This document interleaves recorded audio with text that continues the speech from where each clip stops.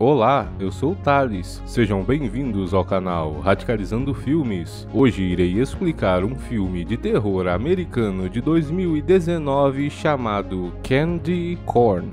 O filme começa com 4 amigos sentados numa cafeteria discutindo planos para, digamos, um trote de Halloween. Mike diz a seus amigos que esse ano será o maior trote de todos. Ele quer pegar um garoto enquanto volta para casa, bater nele, tirar sua roupa e deixá-lo andando pelado no meio da estrada. Carol tenta impedir os rapazes dizendo que eles não são mais crianças, porém eles não a escutam. Ela fica irritada e vai embora. Os rapazes então vão até o balcão para cobrar alguma coisa que o dono do estabelecimento devia a eles. O homem pergunta quais são os planos deles para o Halloween e um dos rapazes deixa escapar que estão planejando um trote. O homem então pede para que o levem, dizendo que quer se divertir também. Eles recusam inicialmente, porém o homem diz que só vai lhes dar o que eles querem se eles o levarem. Os rapazes então concordam em levá-lo. Em seguida somos apresentados a Jacob, um tímido menino que anualmente é zoado por esses adolescentes. Ele está sentado assistindo a uma TV com tela em branco e comendo milho doce. Em seguida ele pega uma abóbora de plástico, monta em sua bicicleta sem freios e sai por aí pedalando descalço. Anoitece e vemos os valentões no show de horrores onde Jacob trabalha. Carol também está lá, já que seu namorado Steve pediu por sua presença. Lá os valentões aguardam a chegada de Jacob.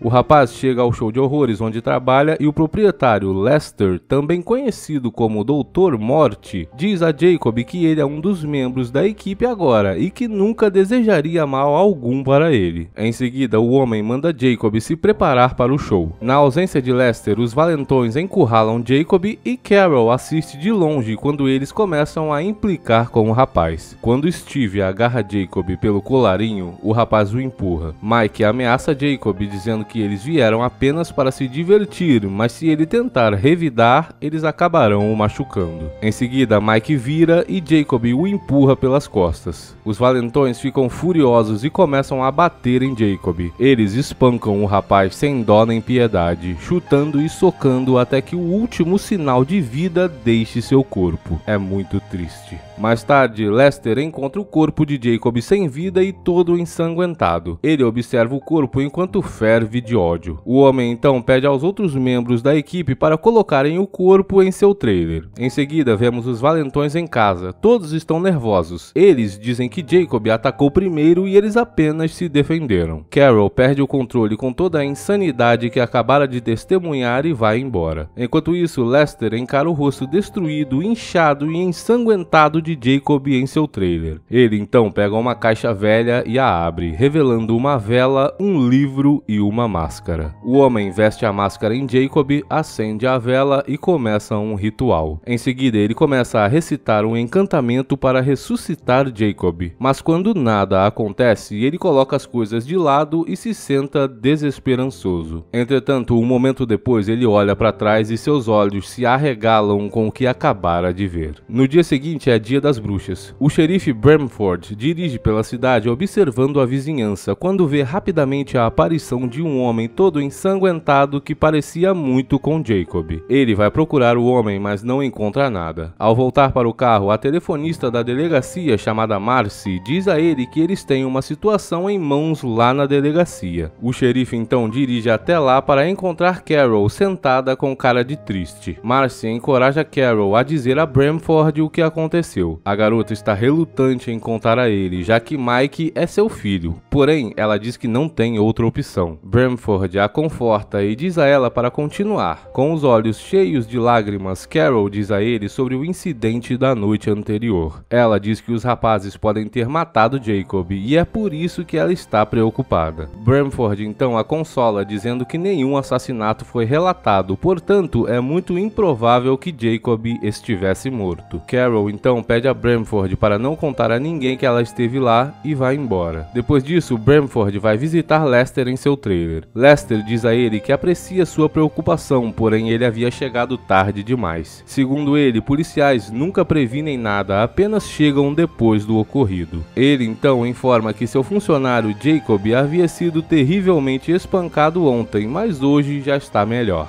Antes que Bramford retorne para seu carro, Lester ainda diz que não confia em policiais. Ao retornar, Bramford informa a Marcy que Jacob está bem. O xerife então vai para a casa de Jacob, porém, ao chegar lá, ninguém abre a porta. Quando ele volta para o carro, alguém parece estar olhando para ele através de uma fresta. Enquanto Carol tenta tirar um cochilo, o telefone toca. Em uma ligação anônima, uma pessoa com a voz distorcida diz a ela que sabe o que ela fez e a ligação cai. Depois disso, Steve aparece na janela usando uma máscara e assusta a garota. Carol diz a ele que está muito chateada por causa da noite anterior. Steve pede desculpas a ela e diz que Jacob está bem. Isso parece acalmar Carol e ela perdoa Steve. Mais tarde, enquanto a Carol está na cafeteria, Mike chega e diz a ela que não gostou do jeito que ela o tratou pelo telefone. A garota acha que ele estava falando daquela ligação que ela havia recebido mais cedo. Mike então também diz que sabe que ela os dedurou e a ameaça, dizendo que ela deve manter sua boca fechada daqui em diante. Depois disso, Gus chega à cafeteria e conta a seu irmão Chet sobre a noite passada. Chet fica feliz e diz que seu irmão é o cara. Os dois então começam a rir e Gus parte em direção ao banheiro. Quando ele sai, vê uma abóbora cheia de milho doce entre as pias. Ele vai até lá e põe alguns milhos na boca. Entretanto, Jacob estava a seu lado, vestindo a máscara colocada por Lester. Quando Gus percebe a presença do rapaz, ele tenta pedir desculpas, dizendo que não conhecia os jovens de ontem e tudo havia sido ideia deles. Entretanto, Jacob não dá atenção e procede em tirar a vida do homem, arrancando seus órgãos internos com uma de suas mãos. O filme corta para Carol visitando Steve em seu local de trabalho e contando a ele sobre a ameaça de Mike. Steve diz a ela que Mike está apenas irritado por causa dos eventos recentes e ele logo vai esquecer de tudo. Do nada, um cara se aproxima deles e os informa sobre Gus. Os policiais chegaram à cena do crime e, olhando para o cadáver do homem, Bramford encontra um milho doce no chão. Bramford se aproxima de Chet, que esteve chorando todo esse tempo, e tenta consolar o homem, dizendo a ele para se apresentar na delegacia e fornecer todas as informações que puder para ajudá-lo a prender o responsável pelo crime. Steve e Carol chegam à cafeteria, onde o xerife diz que se eles sabem de alguma coisa, eles têm que falar. Os dois então são levados para a delegacia, onde dizem a Bramford que Gus estava junto dos rapazes durante o espancamento de Jacob.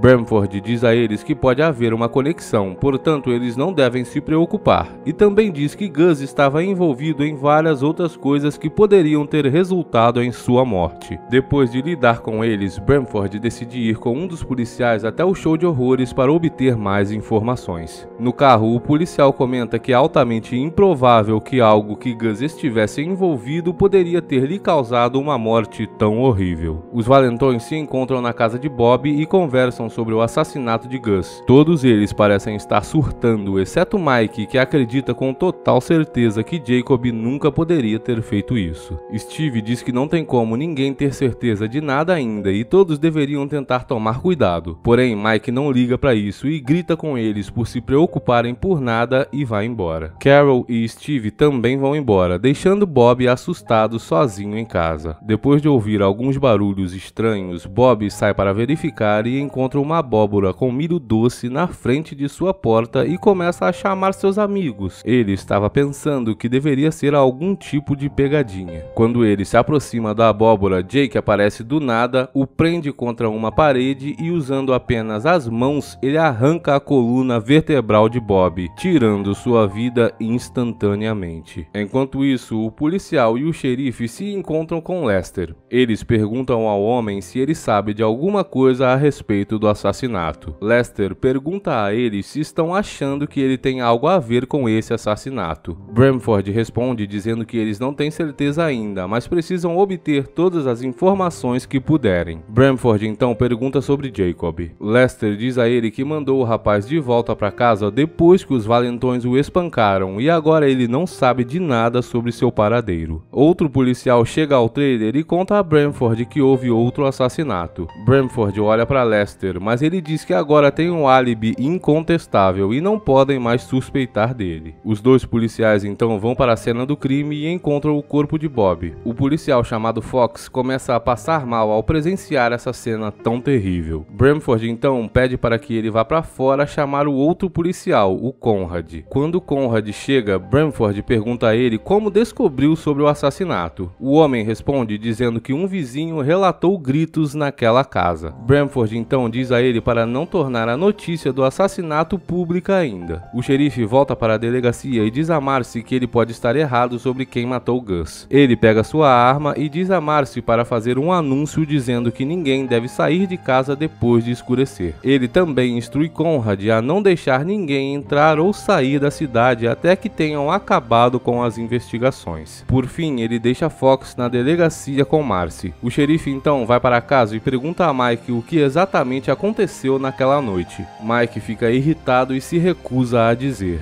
Bramford então diz a ele para não sair de casa e manter as portas trancadas até que ele possa descobrir o que está acontecendo. O homem também o manda avisar a seus amigos e vai embora. Enquanto Steve e Carol estão se agarrando, o telefone toca. Era Mike avisando as instruções dadas por seu pai e dizendo que a festa de Halloween foi cancelada. Os dois então voltam para a sem-vergonhice. Enquanto o xerife patrulha a cidade e Conrad fecha a estrada, o povo começa a ligar para a delegacia perguntando o motivo por trás do toque de recolher repentino. Marcy responde ligação após ligação dizendo que eles não têm muita informação sobre isso, mas que todos precisam seguir as ordens. O xerife que havia acabado de chegar chama Fox para acompanhá-lo até a casa de Jacob. Mike liga para Bob para dar a ele as instruções, mas o telefone fica tocando em sua casa enquanto seu cadáver é levado por agentes funerários. Os policiais chegam à casa de Jacob e batem em sua porta. Ao não obter resposta, eles arrombam a porta e começam a verificar a residência. Embaixo de uma das camas, eles encontram algo embrulhado que tem um cheiro extremamente desagradável. Eles puxam para fora e descobrem um corpo putrefato cheio de larvas. Carol e Steve vão ao cinema onde ele trabalha para fazer sem vergonhice e Carol sai, dizendo que volta logo. Lester sai de seu trailer e encontra sua equipe sentada em um círculo. Quando ele pergunta a eles qual é o problema, Gate pede a ele para dizer a todos a verdade sobre Jacob. O homem afirma que eles não irão apoiá-lo dessa vez, porém querem pelo menos morrer com um pouco de dignidade. Lester apenas responde dizendo que nunca irá morrer.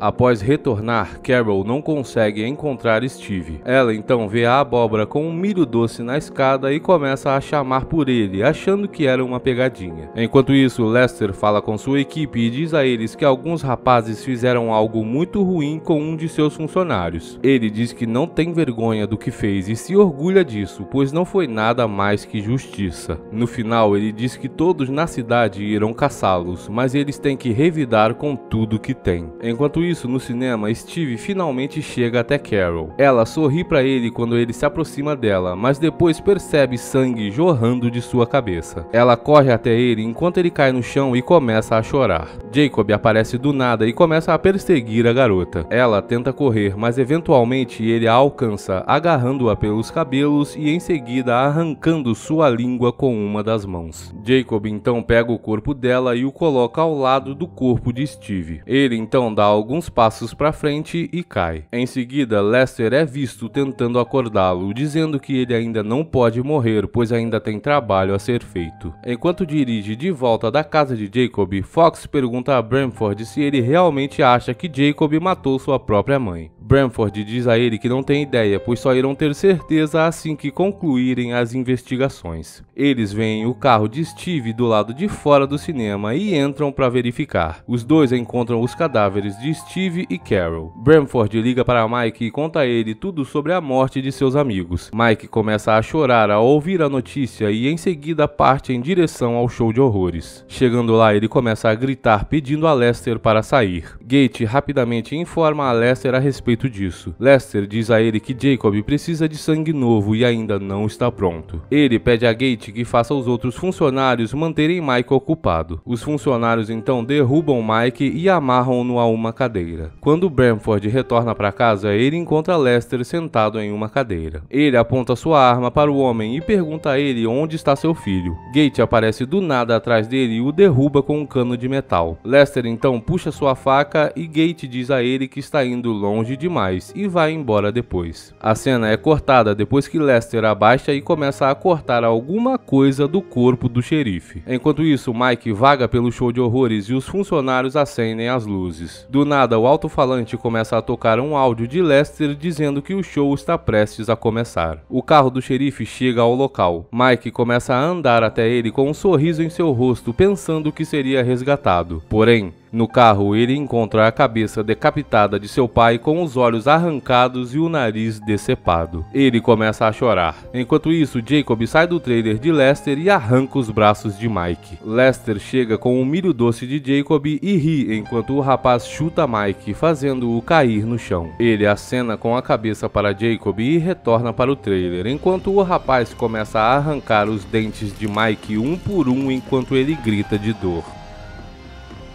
O filme corta para o show de horrores em uma nova cidade. Lá, uma mulher pergunta a Lester se os dentes de um colar em sua loja são realmente de verdade. Lester diz a ela que tudo em sua loja tem uma história e os dentes são de fato reais. Ele diz que enquanto as pessoas más continuarem pisando em inocentes como eles, ele estará lá para manter o equilíbrio. O filme corta mais uma vez, agora vemos Jacob mastigando seus milhos doces.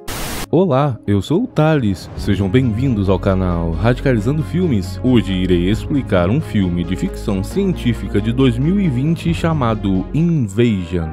Já se passaram 3 anos desde que os alienígenas chegaram desapercebidos à Terra. Agora o planeta está garantindo suas defesas, com Estados Unidos, Rússia e China liderando o caminho. Um novo satélite está sendo implantado na órbita ao redor da Terra para monitorar o espaço profundo para que nenhum objeto alienígena possa se aproximar do planeta desapercebido novamente. Quando o satélite se abre, uma estranha nave alienígena pode ser vista movendo partes que se parecem com tentáculos. De repente, uma nave menor sai de dentro dela e segue para a Terra, entrando na atmosfera. Enquanto isso, em algum lugar no oceano, um barco de pesca pode ser visto com pescadores trabalhando e conversando. Um deles olha para a água e vê a nave alienígena cair, mas não conta o que viu para nenhum dos outros. Em seguida, a nave pode ser vista enquanto se move debaixo d'água como um submarino. 4 meses depois, Yulia é vista correndo com seu cachorro. Ao entrar em um complexo de apartamentos, o cachorro foge. Ela pede aos homens que estão com ela para ajudar a encontrá-lo. Mais tarde, enquanto está na aula de robótica, seu amigo lhe pergunta sobre novas informações do laboratório. Ela lhe diz que se compartilhar qualquer informação, os seguranças terão que eliminá-lo na hora. Após a aula, o amigo de Yulia tenta expressar seu amor por ela, mas ela o impede, dizendo que ele estará mais seguro se eles continuarem apenas amigos. Os seguranças dela os escoltam até o carro de seu pai. Seu pai, o general Lebedev, conversa com um amigo de Yulia, chamando-o de Google. O garoto se gaba de trabalhar numa empresa chamada Rostelecom,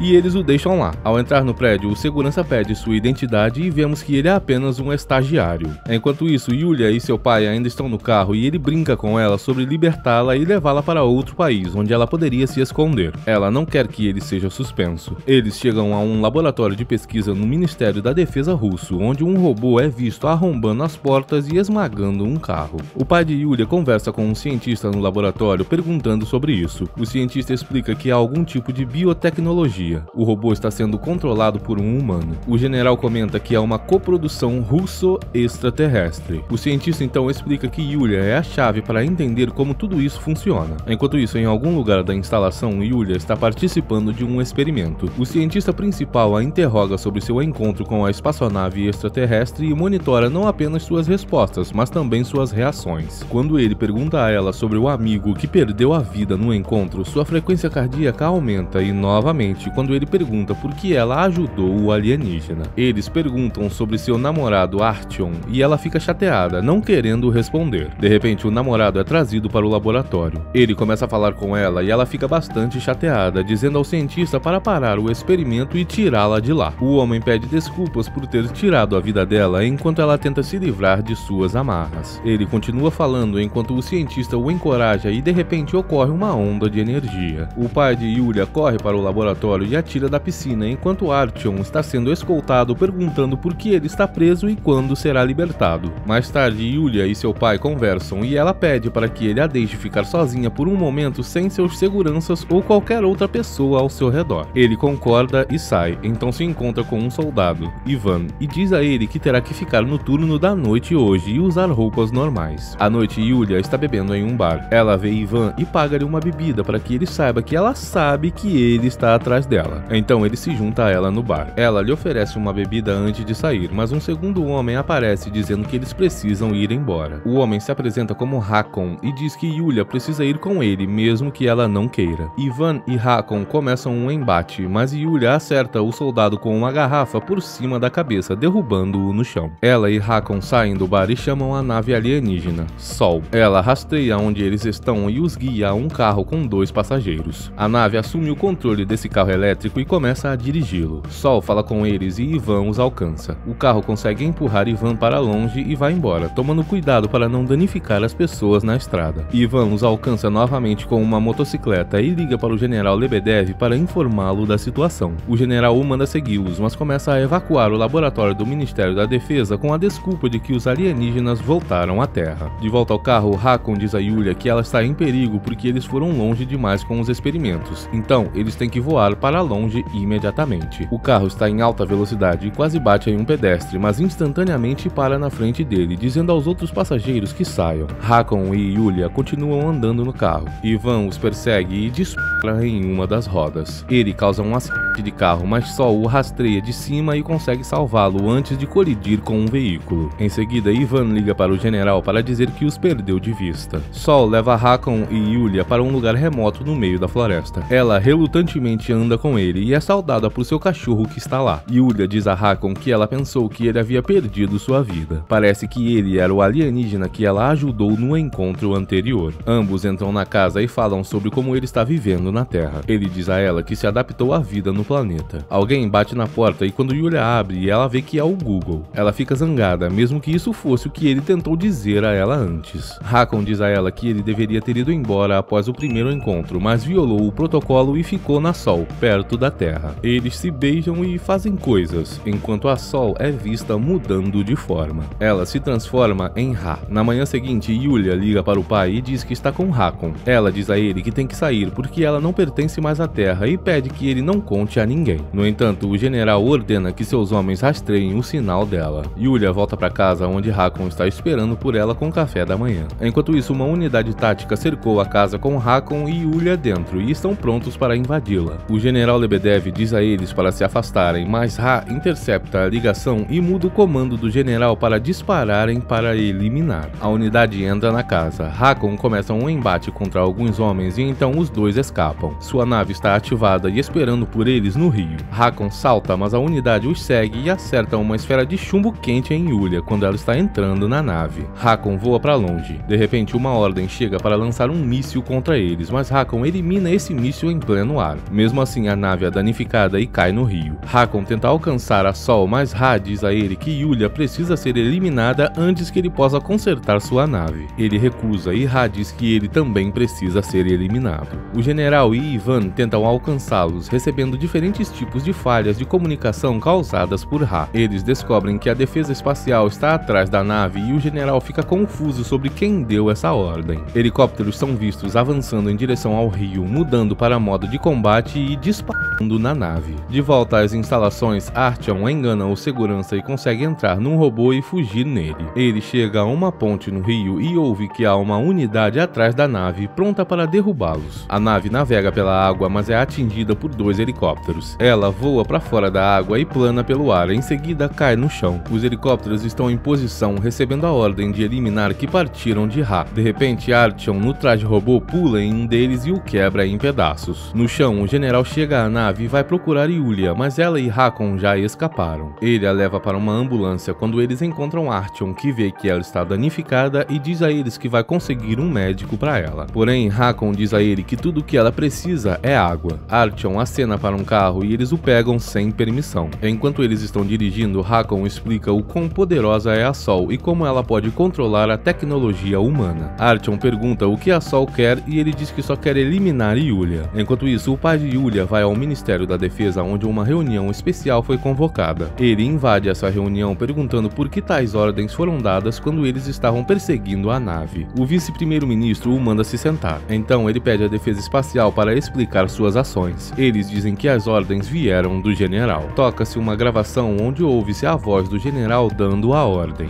O vice-primeiro-ministro ordena que a notícia seja reproduzida na reunião, onde a devastação em Moscou com a perseguição é aparente. A mídia que está culpando Yulia pelo que aconteceu reproduzem um vídeo falso dela, fazendo aparecer a culpada que está ao lado dos alienígenas, ameaçando a cidade. Eles revelam que não só o vídeo, mas todo o noticiário é falso, sendo transmitido de outro lugar e não de uma estação de TV. O general lhes diz que os alienígenas são os que estão fazendo isso. Ele pede retaliação, a qual o vice-primeiro-ministro diz que precisa de provas para que possa confirmar tal ação. O general Lebedev pede que protocolos especiais sejam implementados nesse meio tempo, dizendo que apenas tecnologia analógica deve ser usada para toda a comunicação. O vice-primeiro-ministro concorda e os preparativos para a mudança começam. Simultaneamente, Hakon, Yulia e Artyom chegam a uma loja para comprarem água para ela. Hakon entra para comprar. Ele encontra o tipo certo de água e vai ao caixa. Os telefones de todas as pessoas começam a tocar. Todos na loja estão falando sobre Yulia. Todas as pessoas começam a receber a mesma mensagem sobre ela, dizendo que precisam encontrá-la e eliminá-la. Quando Hakon retorna, uma mulher no carro ao lado reconhece Yulia e informa a uma autoridade que estava nas proximidades a respeito dela. Artyom vai embora enquanto a autoridade começa a persegui-los. Ivan recebe a mesma mensagem enquanto escolta a nave de volta ao Ministério da Defesa. A mensagem falsa diz a ele que o ataque causado por Yulia feriu seu filho. Todas as mídias digitais são inundadas por Hakon com as mesmas informações sobre Yulia, tornando-a a inimiga pública número 1.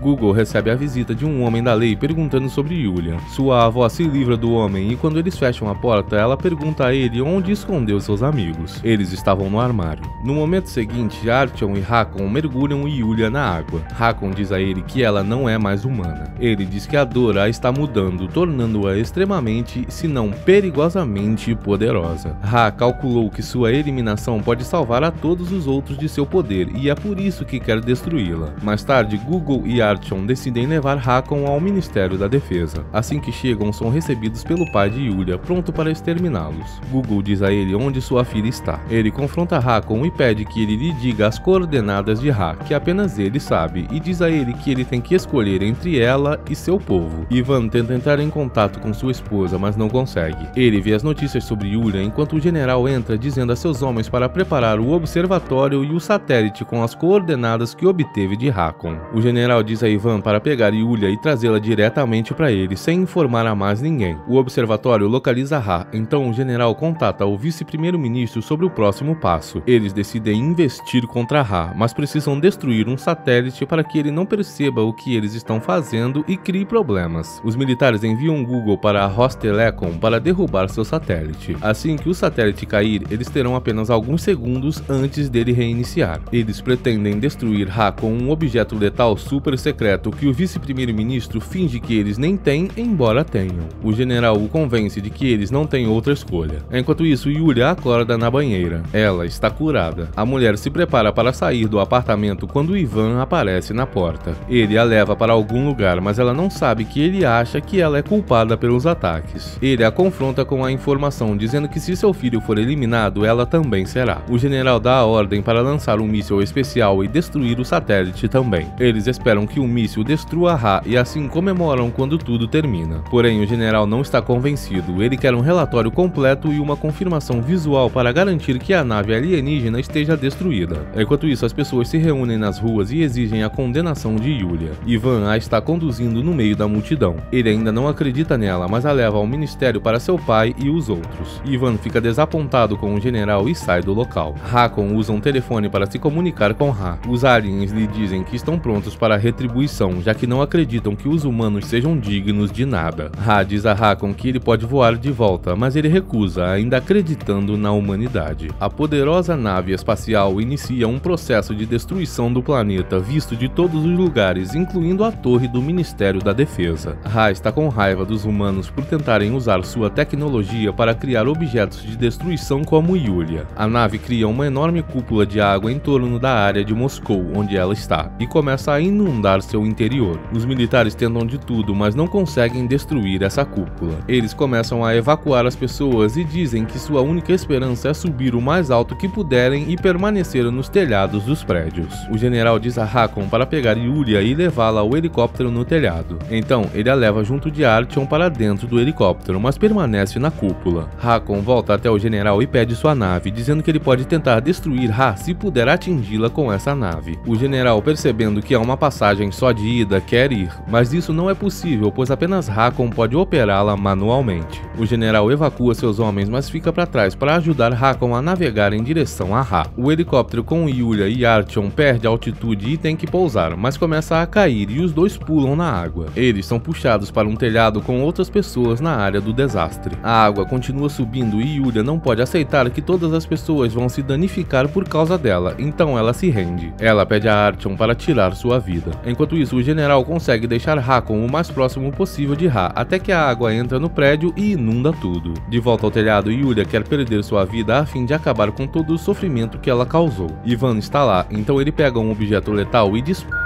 contra ela. Artyom tenta protegê-la, mas é atravessado pelas esferas de chumbo quente. A água começa a se aproximar deles, mas Ivan perdeu a coragem e a água os alcança. Hakon está chegando cada vez mais perto de Ha, acelerando a nave em direção a ele. Sob a água, a pulseira de Yulia é ativada e envia fluxos de água em direção a Ha, à medida que Hakon se aproxima dele também. Yulia consegue puxar Ha para fora da água e helicópteros militares começam a disparar nele quando o veem. Yulia continua puxando a nave e os militares lançam um míssil sobre ela, destruindo-a. De repente, a água começa a recuar e as pessoas começam a subir para respirar. O general ainda está vivo. A nave de Hakon é puxada para a água restante. Ha está perdendo a vida. Hakon aparece no telhado ao lado de Yulia. A ameaça alienígena foi destruída e o dia foi salvo mais uma vez. Em seguida, o general assiste a um funeral falso de sua filha. Mais tarde, uma pessoa sai de um helicóptero e segue andando com um cachorro. É o general rastreando um local específico e quando chega lá, ele encontra Yulia e Hakon. Eles se abraçam e se perguntam para onde ir em seguida. Yulia toca água e uma nave espacial surge do fundo. Obrigado por assistir, até o próximo.